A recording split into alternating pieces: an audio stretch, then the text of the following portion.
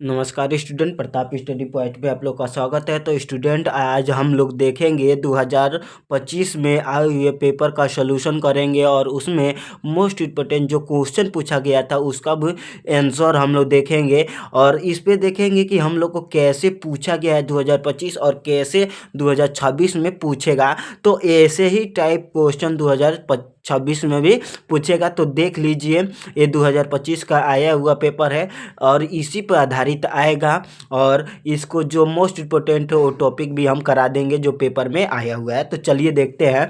तो दिया गया है सामाजिक विषय, समय देख लेंगे 3 घंटा 15 मिनट।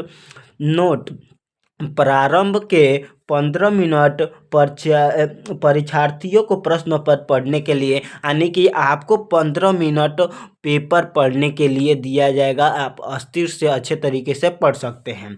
सभी प्रश्न अनिवार्य, यानी कि सभी जो प्रश्न दिया गया है सभी को करना है।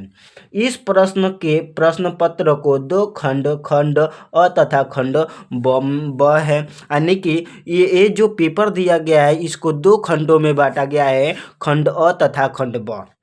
खंड अ में 1 अंक के 20 बहुविकल्पीय प्रश्न है, यानी कि खंड अ जो है उसमें 1 नंबर के 20 बहुविकल्पीय यानी कि 1 नंबर वाला प्रश्न पूछा गया है, जिनके उत्तर OMR उत्तर पत्रक पर नीले अथवा काले बॉल पॉइंट पेन से सही विकल्प वाले गोले को पूर्ण रूप से कर चिन्हित करें। यानी कि इसी को क्या करना है, वो मार्कशीट में आपको दिया जाएगा, उसमें भरना है। वो भी कौन से, नीले और तथा काले बॉल पेन से आपको भरना है। और ये ध्यान रखना है कि आपको क्या करना है कि 2 गोले एक साथ नहीं करना है, नहीं तो वो सही भी रहेगा तो गलती हो जाएगा। अब देखिए, खंड अ के प्रत्येक प्रश्न निर्देश पढ़ कर केवल प्रदत्त OMR पर उत्तर पत्रक पर भी उत्तर दे, यानी कि जो खंड अ में दिया गया है 20 प्रश्न, उसका उत्तर OMR शीट में ही देना है। बस 20 प्रश्न का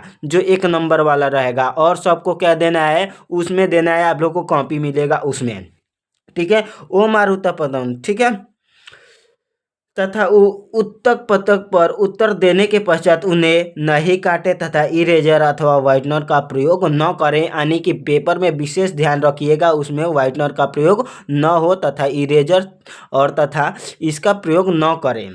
प्रश्नों के अंक उनके सम्मुख अंकित थे। जो भी प्रश्न दिया गया होगा उसके सामने उसके अंक निर्धारित किए गए होंगे कि ये 3 नंबर का है या 1 नंबर का है। इसके विशेष ध्यान रखिएगा और ध्यान दीजिएगा, ज़्यादा नंबर वाला क्वेश्चन रहेगा तो उसको छोड़ के मत आइएगा, ठीक है। खंड ब देख लीजिए, खंड ब में सभी प्रश्नों के उत्तर एक साथ ही करें, और खंड ब में जो प्रश्न दिया गया सबको एक साथ करना है। प्रश्न पत्र के आरंभ कीजिए तथा अंतिम तक प्रश्न करते जाइए, यानी कि प्रश्न पत्र को शुरू कीजिए और अंतिम तक जितना प्रश्न पूछा गया उसका आंसर आपको देकर आना है। जो प्रश्न आता हो उस पर समय नष्ट न कीजिए, यानी कि जो पेपर में आपका प्रश्न आया अगर समझ में नहीं आ रहा है या उत्तर नहीं मालूम है तो उसको छोड़िए और आगे वाले सवाल को कीजिए।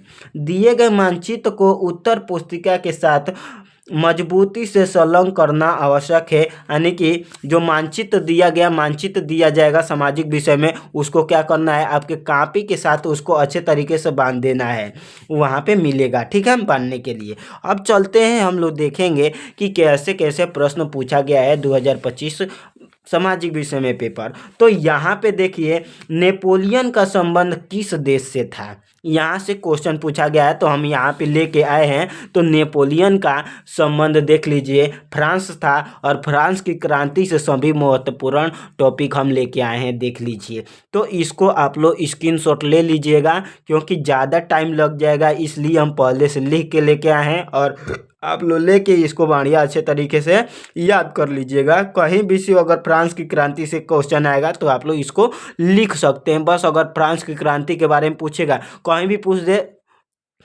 जल्दी से इसी को लिख देना है, ठीक है। उसके बाद से हम लोग देखेंगे दूसरा क्वेश्चन कि इटली के एकीकरण का नेतृत्व किसने किया? तो इटली के एकीकरण के बारे में यहाँ पे देखिए, इटली की राजधानी रोम, ये एकीकरण कब हुआ ये कारण भी दिया गया है। इसको आप स्क्रीनशॉट ले लीजिए, अच्छे तरीके से देख लीजिए। आप लोग के लिए देख लीजिए कितना मेहनत करके अच्छे तरीके से बना के लेके आए हैं। इटली के क्रांति के परिमाण भी पूछ देता है, तो आप लोग अच्छे तरीके से कर लीजिएगा। उसके बाद से हम लोग आगे चलते हैं तो देखेंगे हिंद स्वराज पुस्तक के लेखक कौन है? तो महात्मा गांधी। और महात्मा गांधी के बारे में देख लीजिए, उनके द्वारा किया गया प्रमुख आंदोलन कौन कौन से थे? तो यहाँ पे आप लोग देख सकते हैं, और उनकी महत्वपूर्ण पुस्तक भी देख लीजिए, यहाँ पे दिया गया है। ठीक है ना। उसके बाद से हम लोग आगे चलेंगे तो संयुक्त राष्ट्र संघ का मुख्यालय कहाँ स्थित है? ये न्यूयॉर्क में है। और संयुक्त राष्ट्र कितने विश्व अंतर्राष्ट्रीय संस्था है उनके नाम हम दे दिए हैं, अभी दिखा रहे हैं आप लोग को अच्छे तरीके से, उनका भी स्क्रीनशॉट आप लोग ले लेंगे। यहाँ से देख लीजिए क्वेश्चन पूछा गया है, क्या कहा गया है कि संसदीय प्रजातंत्र की स्थापना किस देश में प्रारंभ हुई? भारत में मताधिकार की आयु कितनी निर्धारित की गई है? यानी कि 18 वर्ष। कि भारत में मत देने का अधिकार कितने वर्ष के लोग दे सकते हैं? यानी कि 18 वर्ष के लोग दे सकते हैं। यहाँ देखिए बहुजन समाज पार्टी के संस्थापक कौन है? यहाँ से क्वेश्चन पूछा जाता है पार्टियों से, यानी कि भारत में राष्ट्रीय पार्टी कितनी है? 6 है, और उनके नाम और संस्थापक भी पूछा जाता है। तो यहाँ से देख लीजिए संयुक्त राष्ट्र संघ का मुख्यालय न्यूयॉर्क है। भारत मताधिकार की आयु 18 वर्ष है। आप लोग स्क्रीनशॉट लेके अच्छे तरीके से इसको तैयार कर लेंगे, तो पेपर में अगर आ जाए तो जरूर आप लोग करके आएंगे। देखिए यहाँ पे भारत के राष्ट्रीय पार्टियों के राष्ट्रीय पार्टी के नाम है और उनकी स्थापना कब हुई ये भी याद कर लीजिएगा। और पार्टी के संस्थापक पहला का पहला है, दूसरा का दूसरा, ऐसे हम लिखे हैं। तो आप लोग इसको भी अच्छे तरीके से स्क्रीनशॉट ले लीजिए और याद कर लीजिए। ठीक है ना। उसके बाद से हम लोग आते हैं यहाँ पे लोकतंत्र के बारे में पूछा गया है। लोकतंत्र में शक्ति का स्रोत है क्या है? जनता है। तो यहाँ से देखिएगा लोकतंत्र के बारे में बहुत ही अच्छे तरीके से हम लोग उसको करके लेके आए हैं। तो देख लीजिए लोकतंत्र क्या है, लोकतंत्र की विशेषता से क्वेश्चन पूछ देगा, तो आप लोग ऐसे करिएगा, याद कर लीजिए। लोकतंत्र की कमजोरियों से क्वेश्चन पूछ देगा, लो इस प्रकार करेंगे। लोकतंत्र तथा तानाशाही में अंतर क्या है? तो इस प्रकार आप लोग लिख सकते हैं। उसके बाद से हम लोग आ जाएंगे तो यहाँ पे देखिए कुछ दिया गया है क्वेश्चन, बहुत ही अच्छा है। जैसे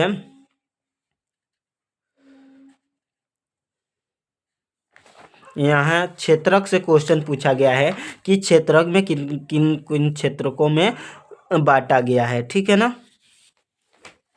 यहाँ देख लीजिए अच्छे तरीके से क्वेश्चन किस प्रकार पूछा गया है। ठीक है। और आप लोग ऐसे ही अगर वीडियो को लाइक सब्सक्राइब शेयर करेंगे तो अच्छे तरीके से आपको क्या किया जाएगा, बढ़िया तरीके से ऐसे ही तैयारी कराया जाएगा और अच्छे तरीके से सारे प्रश्नों का उत्तर हम अगले वीडियो में देंगे, कमेंट करेंगे आप लोग। तब देखिए यहाँ पे से क्षेत्रकों से पूछा जाए, प्राथमिक क्षेत्रक से संबंधित है तो क्षेत्रक देख लीजिए। तो प्राथमिक क्षेत्रक में ये सब आते हैं, द्वितीय क्षेत्र में ये सब चीज़ें आती हैं तथा तृतीय क्षेत्र में ये सब चीज़ें आती है। तो आप लोग अच्छे तरीके से नोट कर लेंगे और याद कर लेंगे, इसी में से क्वेश्चन बना सकता है, ये हर बार क्वेश्चन बनाता है। ठीक है ना। उसके बाद से हम लोग आ जाएंगे तो देख लीजिए यहाँ पे क्या है कि निम्नलिखित कौन सी संस्था अंतर्राष्ट्रीय व्यापार को उदार करने का उद्देश्य रखती है? तो अंतर्राष्ट्रीय संस्थाओं के नाम देख लीजिए। ठीक है। और उनकी स्थापना देख लिए, यहाँ से क्वेश्चन बनाता है अच्छे तरीके से। और यहाँ पे आप लोग देख लेंगे वर्णनात्मक प्रश्न जो बी खंड बी करना है ब करना है, तो कितना अच्छे तरीके से अगर आप लोग कहेंगे तो इसका सलूशन हम जरूर लेके आएंगे, कमेंट करेंगे तो। ठीक है। और अच्छे तरीके से अगर लाइक चला गया तो हम अच्छे तरीके से इसको फिर से वीडियो को बनाएंगे, इन सभी प्रश्नों का उत्तर देंगे हम। ठीक है। इसको देख लीजिए कैसे कैसे प्रश्न पूछा गया है आप लोग। ठीक है। आप लोग बस वीडियो में कमेंट और लाइक सब्सक्राइब शेयर कीजिएगा जल्दी से, और उसको हम अच्छे तरीके से बनाकर लेके आएंगे। देख लीजिए यहाँ से क्वेश्चन पूछा गया है, जब आप लोग कमेंट करेंगे तब हम बना के लेके आएंगे। ठीक है। और आगे चलते हैं, देखते हैं यहाँ से मैप से अगर कहेंगे तो मैप से जितने भी क्वेश्चन आते हैं सारा हम करवा देंगे। ठीक है ना। तो आज के लिए बस इतना ही, और इसी तरह एक एक पेपर का सॉल्यूशन लाते रहेंगे और अच्छे तरीके से हम लोग का पढ़ाई होता रहेगा। इसका स्क्रीनशॉट ले लीजिए आप लोग अच्छे तरीके से। तो आज के लिए बस इतना ही। जय हिंद दोस्तों।